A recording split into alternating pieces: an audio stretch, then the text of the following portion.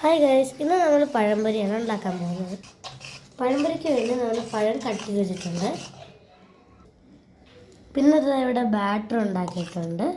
ഇതിൽ ഗോതമ്പ് പൊടി, അരിപ്പൊടി, മഞ്ഞളും പിന്നെ ഇത്തിരി ഉപ്പും പിന്നെ മധുരത്തിന് പഞ്ചസാര ആഡ് ചെയ്തിട്ടുണ്ട്.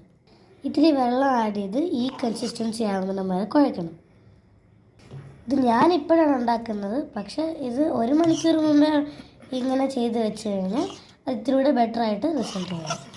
ആദ്യം നമ്മൾ ഇതിൽ നിന്ന് ഒരെണ്ണം എടുത്ത് നമ്മളത് ഈ മാവിൽ മുക്കി വെക്കുന്നുണ്ട്. നമ്മളത് ഫ്രൈ ചെയ്യാനിടും. തിളയ്ക്കാനിട്ടതിന് ശേഷം അതൊന്ന് തിരിച്ചിട്ട് കുറച്ച് നേരം കഴിഞ്ഞിട്ട് അത് തിരിച്ചിടണം.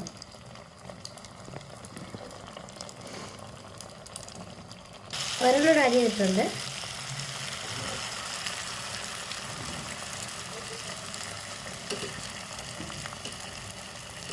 ഇതിപ്പോൾ ഒന്ന് തിരിച്ചിടണം.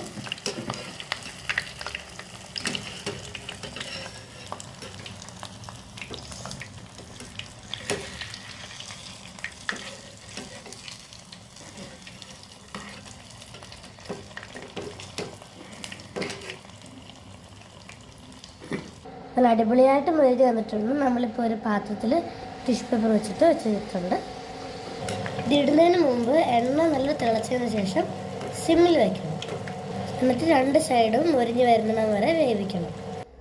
ഞാൻ ഇതിൽ നിന്ന് ഒരെണ്ണം എടുത്തുകൊണ്ട് വന്ന് നമുക്ക് ടേസ്റ്റ് ചെയ്ത് നോക്കാം. അടിപൊളിയായിട്ട് മുരിഞ്ഞ് വന്നിട്ടുണ്ട്.